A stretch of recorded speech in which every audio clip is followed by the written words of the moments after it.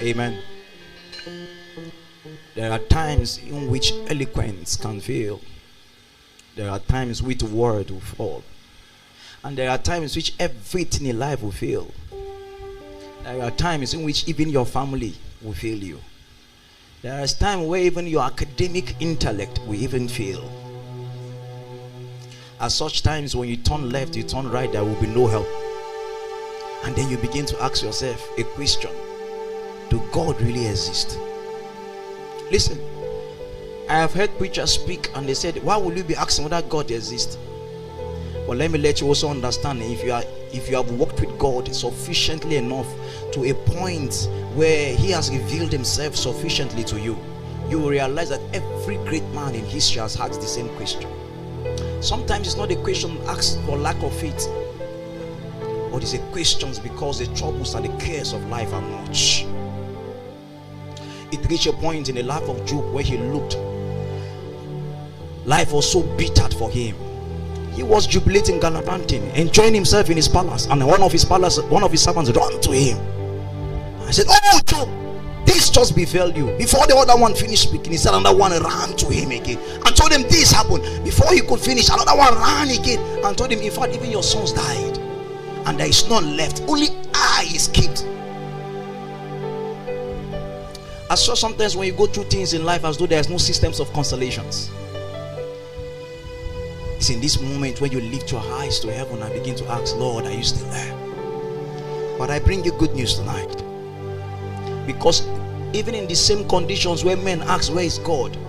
Then you still ask yourself again, how come someone from the dunghill who has no advantage whatsoever, no eloquence as such, no academic standard as such, someone who's, if you check his background, there is nothing good that can write home about, someone when you check him, you discover there is no even mother, there is no father, someone who seems like he's from the dunghill part of the town, and then you come again and see such men being celebrated all over across the globe, and you begin to ask yourself, what is still happening? I'm here to tell you that there are systems in God, and that system is a divine help of God. How that he can make men,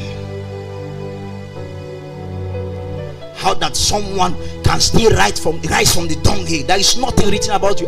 One so much things I love so much about God is the fact that you will realize that the ones that even make names in life were ones who just came out from places that were not even known. But I will shock you and I will surprise you tonight that no man just rise like that. No man. It's not given for man to rise from the dunghill. It's not given for man to rise like from obscurity. It's not given for man except with the help of his spirit. I have taught you this severally. I've made you come to understand that your intellect, as good as academic intellect is concerned, as good as your academics is concerned.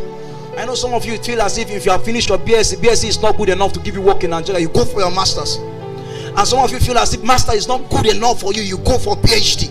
And after the PhD, some of you go for a professorship. You think it's not still yet good enough till some of you become doctors of science. What I want to let you understand is that that in itself is not what makes men rise in life. There must be a divine help. There is a system created in the realms of the spirit whereby you must be divinely enabled, whether by God or by the devil, for you to rise in any pedestrian, in any way of life, any areas of life. Listen to me. You used to ask yourself questions, and questions you ask yourself are questions like, when will it be my turn? Some of you, for the fears of life, for the cares of life, you ask, nothing moves well in my house,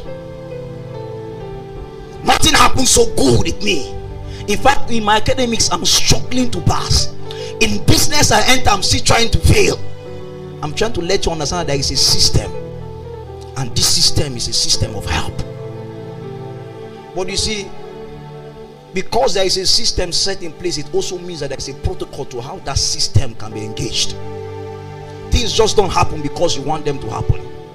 Things happen also because there are ways to which they need to be carried out. There are laws, there are principles, and there are systems, and there are structures.